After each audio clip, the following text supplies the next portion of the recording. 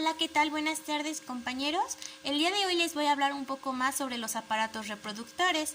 Para esto es importante de manera general o superficial mencionarles que el aparato reproductor es la parte del cuerpo humano responsable de la supervivencia de la especie. ¿A qué nos referimos con la supervivencia? Hablamos de que requiere la participación de los dos sexos, femenino y masculino, hombre y mujer, por lo que el ser humano lleva a cabo la reproducción sexual. El fin principal de la reproducción es conseguir nuevos individuos. Para ellos, el aparato sexual o de reproducción femenino tendrá que producir un óvulo en el ovario y el aparato de reproducción masculino tendrá que producir los espermatozoides en el testículo. Les voy a hablar primeramente sobre el aparato reproductor femenino. El aparato reproductor femenino está formado por una serie de estructuras que se localizan en la pelvis. Dichas estructuras son los ovarios, las trompas de falopio, el útero, la vagina y los órganos genitales externos. Los ovarios. Los ovarios son dos glándulas que constituyen las gónadas de una mujer. Se sitúan en la pelvis menor y tienen el tamaño de una almendra. Como tal, las funciones del ovario son dos, que son las principales: formar óvulos, que sería la ovogénesis, y secretar hormonas reguladoras de la actividad reproductora, serían las hormonas ováricas. Ambas funciones las realiza de forma cíclica, ciclos ováricos. Hablamos de que lo hacen de manera constante y lo vuelven a repetir, eso se refiere a un ciclo.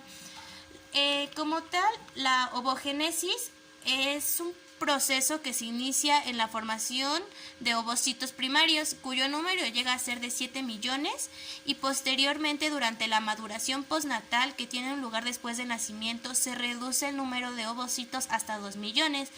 De esto, finalmente, en la etapa de la pubertad, los ovocitos disminuyen hasta quedar unos 400,000. A partir de esos se inicia la maduración de un ovocito. Les voy a hablar un poco sobre el ciclo menstrual femenino. El ciclo menstrual femenino se inicia en la pubertad y dura unos 28 días. Este también puede variar entre 25 y 45 días dependiendo del organismo de cada persona. Empieza con la maduración de un ovocito y la formación de los folículos. Sigue con la ovulación y termina con la menstruación. Para esto se cuenta ya con un calendario donde puedes checar cuáles son días fértiles, qué días son de ovulación y qué días son de menstruación. Las funciones primordiales. Tienen dos funciones principales: liberar un óvulo por ciclo y preparar el endometrio para la implantación del óvulo si ha sido fecundado. Les voy a hablar un poco sobre las hormonas ováricas. Se divide en dos, que serían los estrógenos, que son unas hormonas esteroideas producidas por las células foliculares. Su concentración máxima se alcanza en los días anteriores a la ovulación. Y el otro sería la progesterona. También es una hormona esteroidea que se mantiene en niveles bajos antes de la ovulación y alcanza su máxima secreción en los 7 días de la misma. Su secreción depende básicamente del cuerpo lúteo. ¿Qué causan los estrógenos en el cuerpo femenino? Los estrógenos en la mujer, su función principal es el crecimiento y desarrollo de los órganos de la reproducción y de los caracteres sexuales secundarios. Cuando se inicia su secreción en la pubertad, el útero, las trompas de falopio, la vagina y los genitales externos aumentan el tamaño. Es decir, los estrógenos son los encargados de aumentar el tamaño de los órganos sexuales. En la glándula mamaria, los estrógenos desarrollan el estroma, aumentan la grasa y los conductores glandulares y desarrollan el pezón e inhiben la secreción láctea. Y en los tejidos subcutáneos favorecen el depósito de grasa, especialmente en los glúteos, muslos y caderas. Y pues esto, como nos hemos dado cuenta, a diferencia de los hombres, las mujeres tienen en el área del cuerpo de los glúteos, los muslos y las caderas mayor número de grasa y provocan la aparición de pelo en las axilas y pubis. La piel se vuelve más frágil y lisa debido al aumento de fibras elásticas y la vascularización. Esto es a base de estrógenos. Y si hablamos de la progesterona, también sabemos que aumenta el tamaño de las mamas y activa el crecimiento del tejido glandular y de los alvéolos. Tiene un efecto termogeno. Eleva la temperatura basal del cuerpo a unos 0.5 grados. Esta propiedad se ha utilizado con método anticonceptivo natural, ya que permite reconocer el momento de la ovulación. Se dice que cuando las mujeres están en el periodo de ovulación suelen aumentar la temperatura del cuerpo. Y de igual manera la placenta produce grandes cantidades de progesterona. Les voy a hablar también sobre las trompas de falopio. Las trompas de falopio son dos y macroscópicamente se dividen en tres partes. El pabellón de la trompa es la parte más ancha y está en el contacto con el ovario. Tiene forma de embudo y está constituido por las fimbrias. La parte intermedia o ampolla tiene la forma de S y finaliza en la parte distal o istmo, que se estrecha para desembocar en el útero por el orificio uterino de la trompa. Y como tal su función se limita a conducir el óvulo hacia el útero, es decir, la función directa o la función general de las trompas de falopio es conducir lo que sería el óvulo hacia el útero. Como la fecundación se suele producir en su interior, las células de la mucosa secretan sustancias nutritivas para el óvulo fecundado. Permite mantener lo que es el óvulo fecundado de manera correcta. El útero. El útero es un órgano impar hueco y que tiene un tamaño aproximado de 7 a 9 centímetros. Durante el embarazo, este puede crecer lo suficiente como para contener la placenta con el feto y el líquido amniótico. Es decir, el útero es el órgano del aparato reproductor femenino que puede llegar a crecer de una manera donde va a poder tener en su interior la placenta, el feto y el líquido amniótico. El útero se divide en tres porciones: el cuerpo, que es la parte superior y la de mayor tamaño; el istmo, que es la parte intermedia y es muy corta; y el cuello, que tiene forma cilíndrica y está rodeado por la vagina. Les voy a hablar un poco sobre las funciones del útero. Como tal, el útero es la parte del aparato genital femenino que se encarga de recibir y anidar el cigoto u óvulo fecundado para que se alimente de sus secreciones hasta que la formación de la placenta y de albergar al feto hasta su completo desarrollo. Es el encargado principalmente de recibir al cigoto y en este caso alimentarlo mediante las secreciones y la formación de la placenta.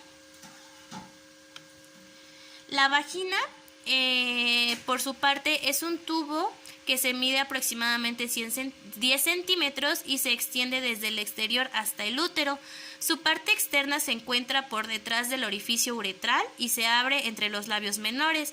Presenta unos pliegues falciformes mucosos con una membrana, que es el himen, que puede cerrar parcialmente el orificio vaginal en la mujer virgen.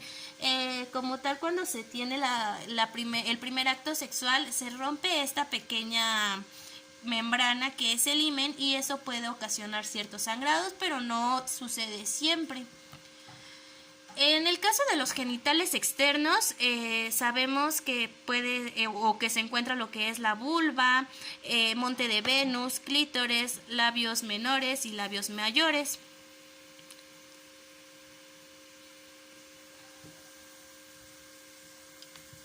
Y ahora les voy a hablar un poco más, pero sobre el aparato reproductor masculino. El aparato reproductor masculino consta de dos glándulas: los testículos, encargados de la producción de la testosterona y de los espermatozoides. La testosterona es la responsable del crecimiento del aparato reproductor y del desarrollo de las características secundarias masculinas. Al igual que la testosterona en la mujer es encargada de realizar algunos cambios como el tamaño o que crezcan los aparatos reproductores femeninos, en el caso de los hombres también es el responsable del crecimiento del aparato reproductor. En el caso de los testículos y sus funciones, los testículos son dos glándulas ovoides de textura lisa y de aspecto brillante. Están alojados en el escroto y los testículos comportan por un lado como glándulas sexuales, ya que forman los espermatozoides, y por otro lado tenemos que son glándulas endocrinas, ya que secretan la testosterona. La espermagénesis. La espermagénesis es el proceso por el cual se forman los espermatozoides a partir de la espermatogonias de los tóbulos seminíferos durante la infancia. Como tal este proceso, estas células permanecen inactivas. Estas contienen en el núcleo 46 cromosomas. Unas se transforman tras una mitosis en nuevas espermatogonias y otras en espermatocitos primarios. Cada uno de ellos vuelve a tener sus 46 cromosomas y se forman dos espermatocitos secundarios mediante una primera división meiótica. Es decir, la espermagénesis es un proceso en el cual también se realiza nuevas espermatogonias y otros espermatocitos. Tenemos un proceso en donde se hace una reproducción o se realiza una multiplicación de espermatocitos. La testosterona y sus funciones. La testosterona se sintetiza a partir del colesterol y se excreta por la bilis y la orina. Las glándulas suprarrenales también pueden producirlas. Su secreción depende del estímulo de la gonadotropina. En la pubertad se reanuda la secreción de la testosterona bajo el estímulo de la hipófisis. A partir de este momento es responsable del crecimiento de los testículos y del escroto y del pene hasta los 20 años. Como les comentaba, la testosterona es la encargada también del crecimiento de los testículos, del escroto y del pene, esto solamente hasta los 20 años. También desarrolla los caracteres sexuales secundarios, así aparece lo que es el pelo corporal, crece la barba, la voz se hace grave y bueno, en el caso de la voz se hace grave por la hipertrofia de las mucosas laringeas. El pene. El pene junto con los testículos y el escroto constituye los genitales o parte externa de los órganos de la reproducción del varón. Se divide en raíz, cuerpo y glande. Este último es la parte final del mayor grosor que da salida en este caso al orificio externo de la uretra.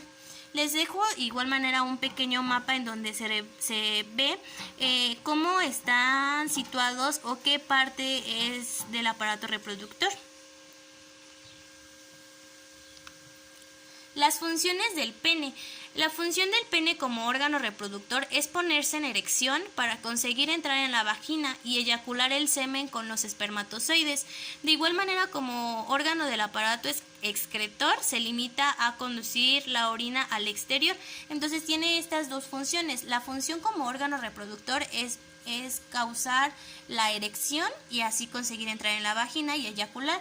Y si hablamos como órgano excretor, se limita a la conducción de la orina hacia el exterior. El escroto es la bolsa cutánea que envuelve los testículos y la parte inicial que los conduce y la parte inicial de los conductores deferentes y se continúa con la piel que recubre el pene. La función del escroto es mantener los testículos fuera de la cavidad abdominal, ya que en la espermatogénesis requiere una temperatura de 34 a 35 grados, es decir, de 1 a 3 grados inferior a la temperatura corporal. En el caso de las etapas del acto sexual, hay que tener en cuenta que el acto sexual es la unión de los órganos genitales externos del varón y de la mujer. Durante el mismo se ponen en contacto el óvulo con los espermatozoides para hacer posible la reproducción.